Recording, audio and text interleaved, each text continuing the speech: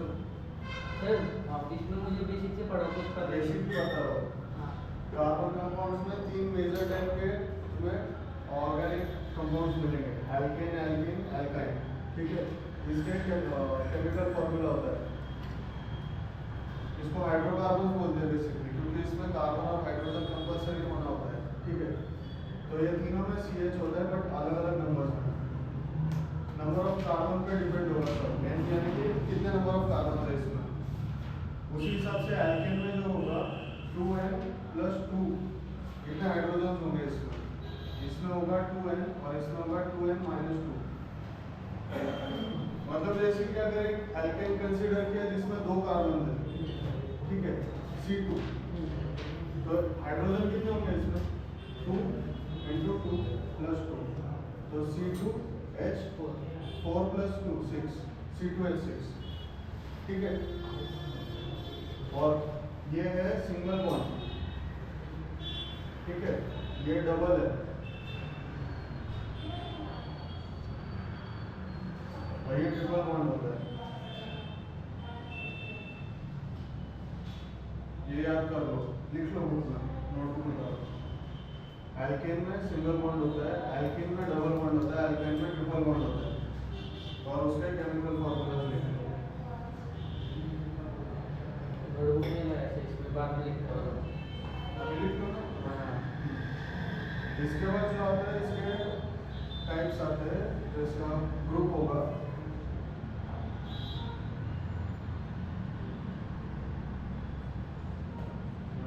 Meth,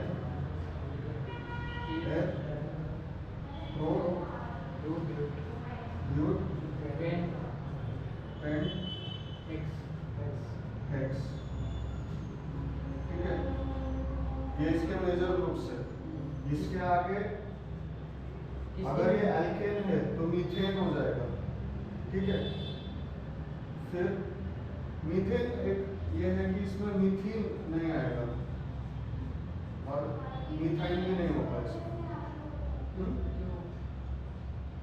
क्यों मतलब उसमें डबल ट्रिपल बॉन्ड कैसे फॉर्म करोगे, उसमें एक ही कार्बन है, तुम्हें डबल ट्रिपल बॉन्ड के लिए एटलीस्ट 2 कार्बन चाहिए।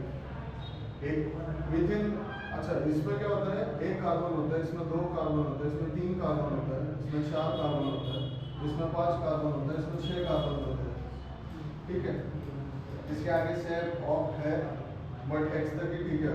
ठीक है, इसमें अगर एक कार्बन है, ठीक है, और हाइड्रोजन का वैलेंसी सिर्फ 1 का होता है, हाइड्रोजन का भी इसके साथ डबल ट्रिपल बॉन्ड फॉर्म ही नहीं कर सकते, तो एक कार्बन के साथ तुम ये नहीं फॉर्म कर पाओगे। तो मीथेन और मीथाइन पॉसिबल नहीं है।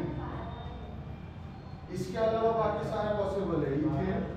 ठीक है, अभी 2 कार्बन है तो दोनों एक दूसरे के बीच में डबल बॉन्ड फॉर्म कर सकते हैं, तो हमें इथीन मिल सकता है।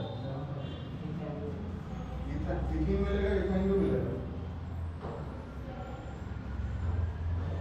ठीक है, फिर यहाँ पे प्रोपेन, प्रोपीन, प्रोपाइन। यहाँ पे बताओ, आगे का बताओ। ब्यूटीन, ब्यूटाइन,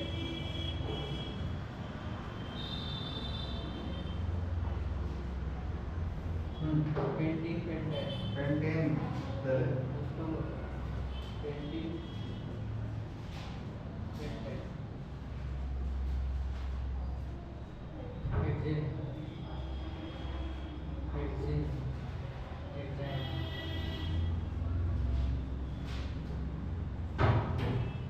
कोई प्रॉब्लम अभी तक इसमें? तो ये याद रख लो, ये नहीं हो सकता है, वो नहीं हो सकता है, एक ही कार्बन होता है मैथ ग्रुप में। ये कार्बन का तो फिर क्या दिक्कत है? तो अभी मैंने बताया ना, कार्बन के कितने 4 बॉन्ड्स, 4 वैलेंसीज होते हैं। ठीक है, और अगर इसको डबल बॉन्ड फॉर्म करना है तो ऐसे करना पड़ेगा।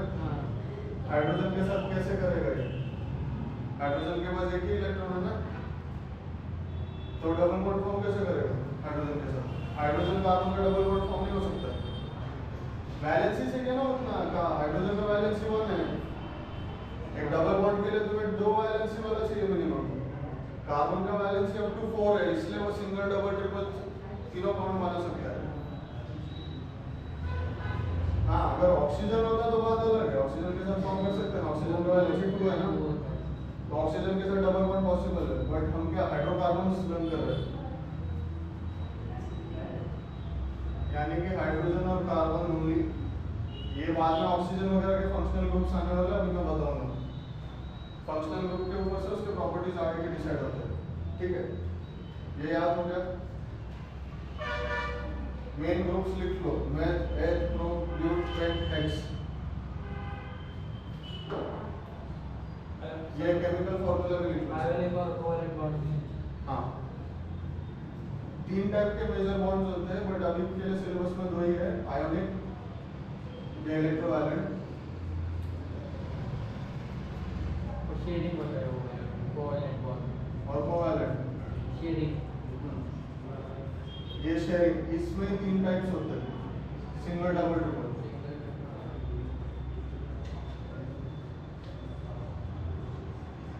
ठीक है, इनके भी कुछ प्रॉपर्टीज होते हैं। जो आयोनिक बॉन्ड्स होते हैं, जो एलिमेंट्स उससे फॉर्म, जो कंपाउंड उससे फॉर्म होंगे, उनका हाई मेल्टिंग पॉइंट होता है। हाई मेल्टिंग, इनके आयोनिक बॉन्ड्स से जो high melting, high melting point और high boiling point. Covalent bonds के लो होते हैं, क्या मेल्टिंग पॉइंट, बॉइलिंग पॉइंट। हाँ वो क्या होगा? और ये ट्रांसफर ऑफ इलेक्ट्रॉन से, हाँ ट्रांसफर। और ये जब भी इनका बॉन्ड हम तोड़ते हैं तो डिसोसिएशन होता है और आयंस फॉर्म होते हैं। आनायन, कैटायन, कैटायन पॉजिटिव आयंस होता है, आनायन नेगेटिव होता है, ठीक है। अगर वो कंपाउंड फॉर्म में, सपोज ये कंपाउंड है, एक प्योर एलिमेंट नहीं है, OH माइनस, उसको क्या बोलते हैं पता है? रेडिकल बोलते हैं, रेडिकल। एक नेगेटिव आयोनिक कंपाउंड मॉलिक्यूल, उसको हम रेडिकल बोलते हैं, ये एक नेगेटिव रेडिकल। अगर सिर्फ इतना है, ये आयन है, ठीक है, या तो ये आयन है, ठीक है, तो वो क्यों नहीं OH माइनस क्यों नहीं? क्योंकि उसमें 2 है ना, ऑक्सीजन और हाइड्रोजन। वो प्योर हाइड्रोजन है, वो प्योर मैग्नीशियम है। हाँ तो वो प्योर आयंस है, ये रेडिकल है। ये डिफरेंस होता है। हाँ, रेडिकल में एक कंपाउंड होता है, उसको एक चार्ज होता है, और एलिमेंट को अगर चार्ज है तो उसको आयन बोलते हैं। ये दोनों पैटर्न्स है, ये नेगेटिव आयन है बट एक रेडिकल है, क्योंकि वो मॉलिक्यूल है। सर इस हाइड्रोकार्बन में एल्केन एल्केन एल्केन है क्या? हाइड्रोकार्बन तो वो है। हाँ, ये हाइड्रोकार्बन्स के ग्रुप्स है मेजर। ये वो हाइड्रोकार्बन है जिसमें सारे सिंगल बॉन्ड है, ये वो हाइड्रोकार्बन है जिसमें कम से कम एक डबल बॉन्ड है, एटलीस्ट 1, और ये वो हाइड्रोकार्बन है जिसमें एटलीस्ट एक ट्रिपल बॉन्ड है। ये दोनों वीक है, इनके बॉन्डिंग वीक है, ठीक है, ये स्ट्रॉन्गेस्ट बॉन्ड है इसका, और ये सैचुरेटेड है, ये जल्दी से रिएक्ट नहीं करता किसी चीज के साथ। इधर लिख देता हूँ, ये सैचुरेटेड है, और ये दोनों अनसैचुरेटेड है। सैचुरेटेड मतलब क्या होता है? सैचुरेटेड मतलब उसके वैलेंसीज अच्छे खासे भरे पड़े, उसको रिएक्ट करना मुश्किल हो जाता है किसी चीज के साथ, ना जल्दी बर्न होता है, ना जल्दी उसको कुछ रिएक्ट कर सकते किसी और के साथ। इनके साथ कंपाउंड्स फॉर्म करना इजी है, क्योंकि इनमें फ्री वैलेंसीज कैसे मिलते हैं? क्योंकि डबल ट्रिपल बॉन्ड को ब्रेक करना इजी होता है,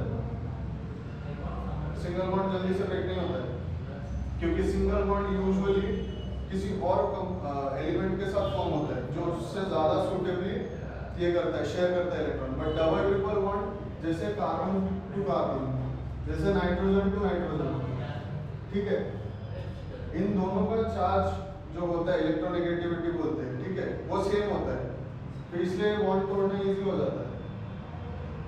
बट अगर वो ऐसा है, इन दोनों का इलेक्ट्रोनेगेटिविटी अलग है, तो एक का पुल ज्यादा होता है दूसरे से, तो जैसे वो हो जाएगा opposite poles of magnet, but ये लाइक पोल्स की तरह होता है, तो उसको रिपेल, वो ऑलरेडी रिपेल कर रहा होता है खुद को थोड़ा सा, तो उसको तोड़ना इजी होता है उस बॉन्ड को। वो सिर्फ इसी रीजन से जुड़े हैं क्योंकि उनको अपना ऑक्टेट स्टेट कंप्लीट करना है, और एक रीजन है कि उनमें थोड़ा सा एडिसिव फोर्स होता है, हर एक चीज में थोड़ा सा होता है। जैसे कार्बन को कार्बन के साथ रहना अच्छा लगता है, नाइट्रोजन को नाइट्रोजन के साथ रहना अच्छा लगता है, पानी को पानी के साथ रहना, ये फोर्स ऑफ एडिशन है। ये हर एलिमेंट कंपाउंड होता है, बस उसी रीजन की वजह से वो साथ में है। वैसे तो वो थोड़ा रिपेल कर ही रहे हैं दोनों, ये डबल ट्रिपल बॉन्ड एक दूसरे को थोड़ा सा रिपेल करते हैं, बट सिंगल बॉन्ड नहीं, क्योंकि वो दूसरे एलिमेंट के साथ फॉर्म होता है।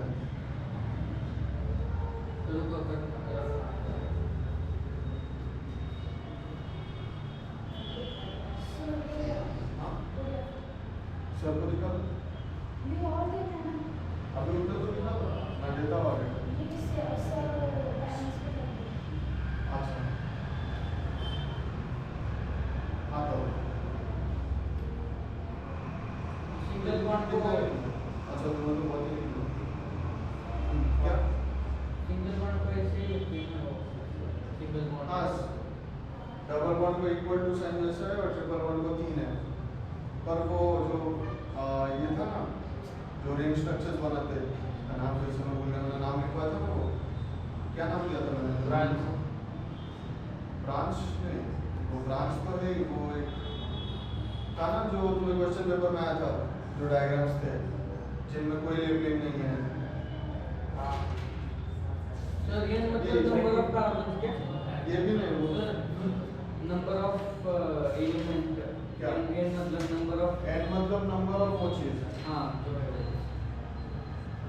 कहीं तो लिखा था तुमने, ये नहीं क्लास के टाइम नहीं हुआ था ये बाद में जब हम ये कर रहे थे ना, सॉल्व कर रहे थे तो क्वेश्चन पेपर लाए थे स्कूल से, याद है वो स्ट्रक्चर का नाम क्या है?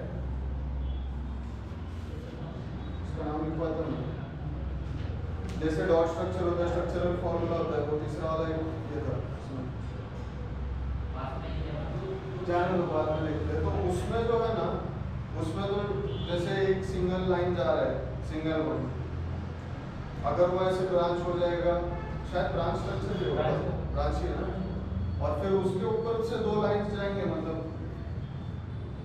ये ट्रिपल बॉन्ड उसमें ऐसे आता है, डबल बॉन्ड तो ऐसे नॉर्मली आता है उसमें, ठीक है, फिर उसके ब्रांचेस जैसे आते हैं, वो जॉइंट होता है ऐसे। हाँ ये हाँ ये किसका है पता है? हाँ किसका? तो इसको कौन सा ग्रुप बोलते हैं? तुम्हें लगा, बट ये है उसका, सर ये बेंजीन का है।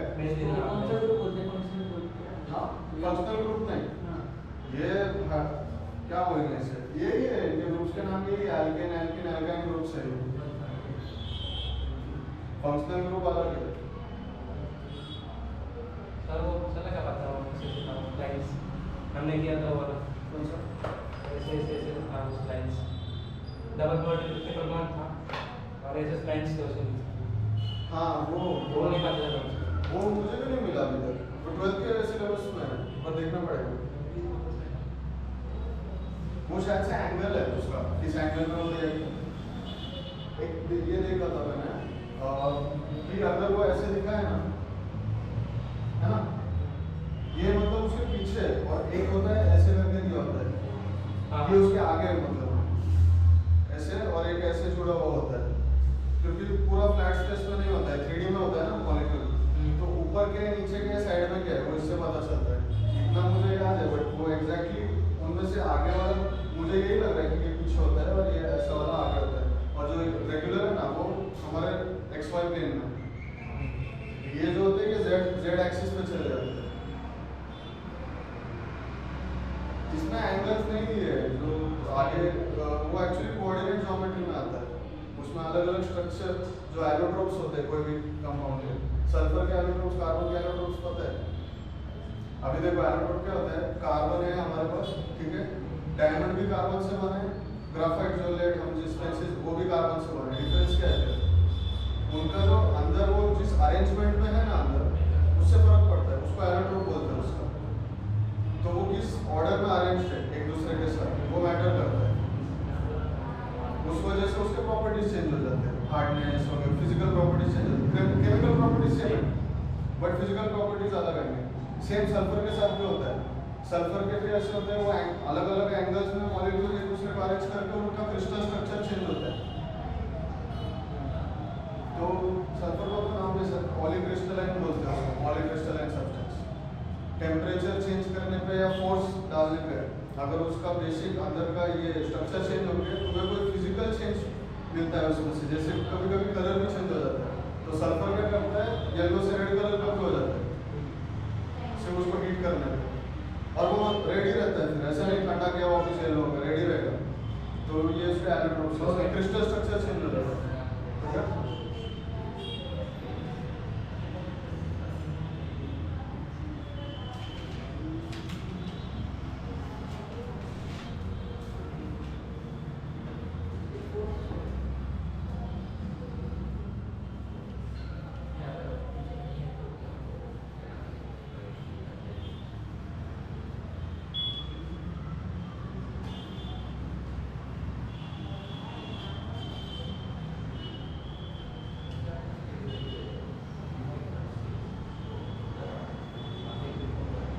अभी फंक्शनल ग्रुप्स की बात करें।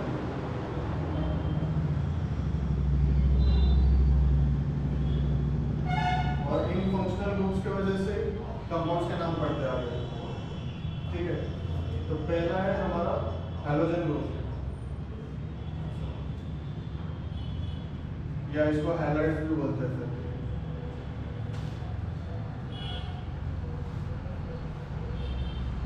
क्या बोलते हैं,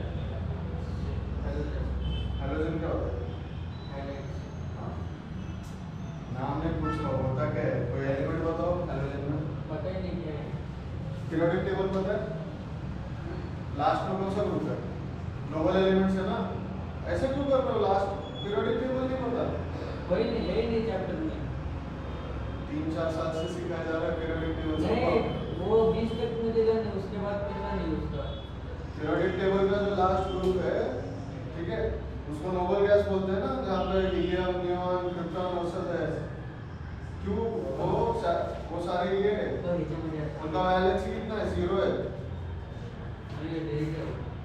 हाँ है ना, है ना, मेरे पास एक और बुक है लास्ट पेज में। हर ग्रुप में होता है पीरियोडिक टेबल। ये क्या है, लास्ट ग्रुप 18। चल नया बुक में नहीं है क्या? अरे पूरा सुन लो, ये जो है ना ग्रुप, ठीक है, ये किसी के साथ रिएक्ट नहीं करना चाहता, क्योंकि उसका वैलेंसी फुलफिल्ड है, उसका वैलेंसी 0 होता है, उसका आउटर मोस्ट शेल भरा हुआ होता है पूरा, उसके पास रिएक्ट करने के लिए एम्प्टी स्पेस नहीं है। ठीक है, देने लेने के लिए उनके पास इलेक्ट्रॉन्स नहीं है। सैचुरेटेड उसको भी बोल सकते हो एक तरीके का, बट वो हैलोजन नहीं, उसके साइड में जो ये 17 ग्रुप, उसको हैलोजन ग्रुप बोलते हैं, जो उसके लेफ्ट में एक्जैक्टली। तो उसमें तुम्हारे पास क्लोरीन, ब्रोमीन, आयोडीन, वो सब है, फ्लोरीन, ये सब आता है उसमें। ठीक है, तो हैलोजन ग्रुप यानी कि यही होता है, Cl, Fl, I, Br। ठीक है, और ये यहाँ देखो, इसको हम प्रीफिक्स में यूज करते हैं। प्रीफिक्स यानी कि तुम जब किसी कंपाउंड का नाम लिखोगे, तो पहले इस बेसिस पे इसका नाम पहले लिखोगे, ब्रोमो, क्लोरो, फ्लोरो, आइडो, वैसे पता चलेगा। अभी इतना याद रखो कि जैसे कि सपोज मैंने ये क्या है, हाँ, 2 कार्बन यूज किया, तो कौन सा होगा? हाँ, 2 कार्बन यूज किया, सिंगल बॉन्ड है, नाम क्या है इसका? ये इथेन है। हाँ, मीथेन भी हो सकता है। मीथेन में एक कार्बन होता है ना। हाँ, और अगर मैंने ऐसा लिया होता, ये प्रोपेन है, प्रोपीन हो गया, प्रोपाइन हो गया। ठीक है, अभी मैंने ये लिया है, इसमें मैंने सपोज क्लोरीन डाल दिया, इतना याद रखो कि इसके बाकी सारे हाइड्रोजन से भरा हुआ है। इसका नाम क्या पड़ेगा? किसका? इस कंपाउंड का। अब इसमें क्लोरीन पे हाइड्रोजन हटा दिया है, प्योर जो इथेन होता, ये प्योर इथेन है, मैंने एक इसका हाइड्रोजन निकाल कर इसमें क्लोरीन ऐड कर दिया। अब इसका नाम क्या है? क्लोरीन। करेक्ट है ना?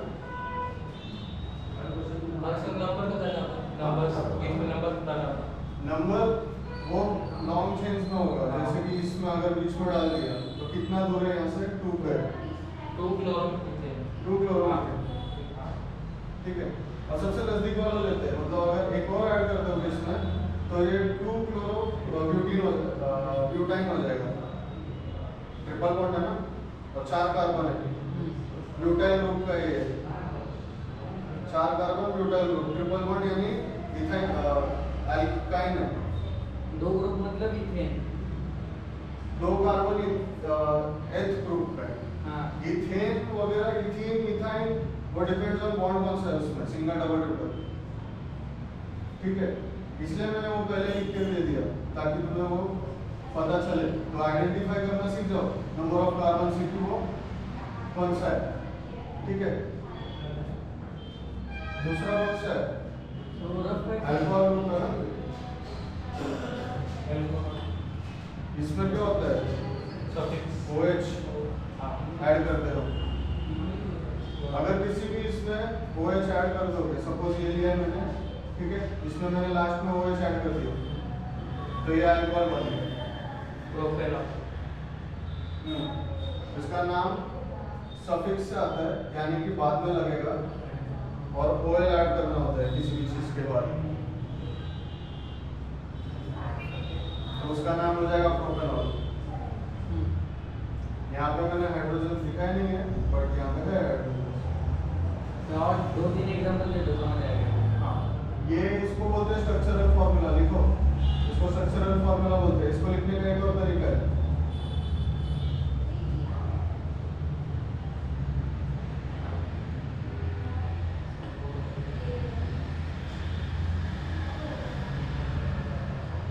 ठीक है, सेम है।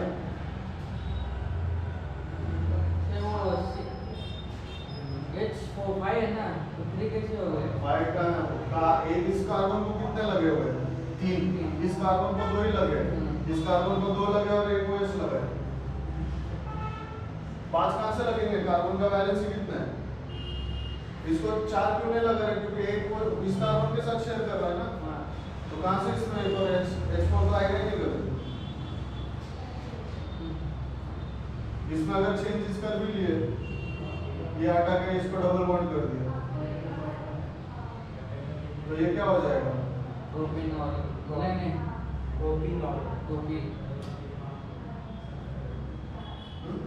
प्रोपेनॉल सही है, ठीक है, ये अल्कोहल ग्रुप हुआ।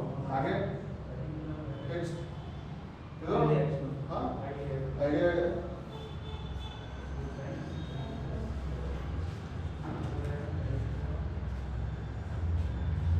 इसका क्या है? AL से होता है ना एल्डिहाइड का, और इसमें क्या है? सिर्फ नहीं, क्या ऐड करते हैं इसमें? Double bond oxygen. इसमें डबल बॉन्ड ऑक्सीजन ऐड होता है, तो इसको ही ले लो, ठीक है, हो गया एल्डिहाइड तैयार। हाइड्रोजन हटाया और सिर्फ ऑक्सीजन रखा, और ऑक्सीजन डबल बॉन्डिंग करेगा उसके साथ, बट ये पॉसिबल नहीं है अभी।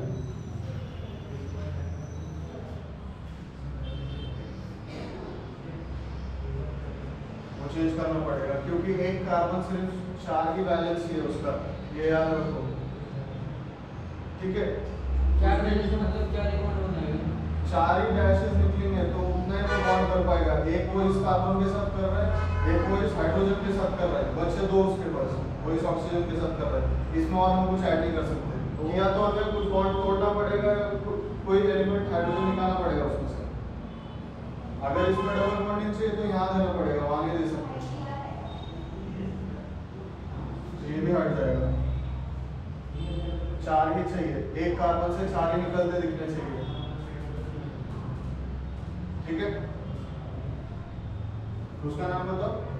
इसका इसको ये लगा देना, प्रोपेनॉल। नहीं प्रोपेनॉल ही होगा शायद, प्रोपिनॉल, क्योंकि डबल बॉन्ड है। हाँ ठीक है, डबल बॉन्ड को ENE और ये 3 कार्बन है, इसलिए प्रोपिनॉल।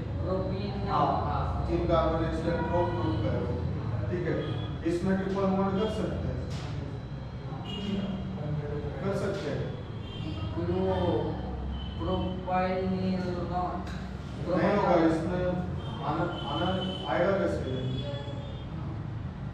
अब आ जाएगा ना, इसमें हाइड्रोजन नहीं है ना, इसका आरोप तो हाइड्रोजन होना चाहिए। कंपल्सरी है क्या? हाँ, एक हाइड्रोजन तो चाहिए ना कम से कम। ये कॉम्बिनेशन नहीं हो सकते। वो स्ट्रक्चर इसलिए बनाते हैं, स्ट्रक्चर बनाने के बाद ही पता चलेगा कि वो ग्रुप पॉसिबल भी है या नहीं। सर ग्रुप सिर्फ एच लगेगा, कौन सा भी ग्रुप हो तो एच लगेगा। हाँ, हर कार्बन को एक हाइड्रोजन तो कंपल्सरी है और मैक्सिमम 3, उसके आगे और उसके 0 हाइड्रोजन 4 हाइड्रोजन नॉट पॉसिबल। बस बात खत्म। क्या 0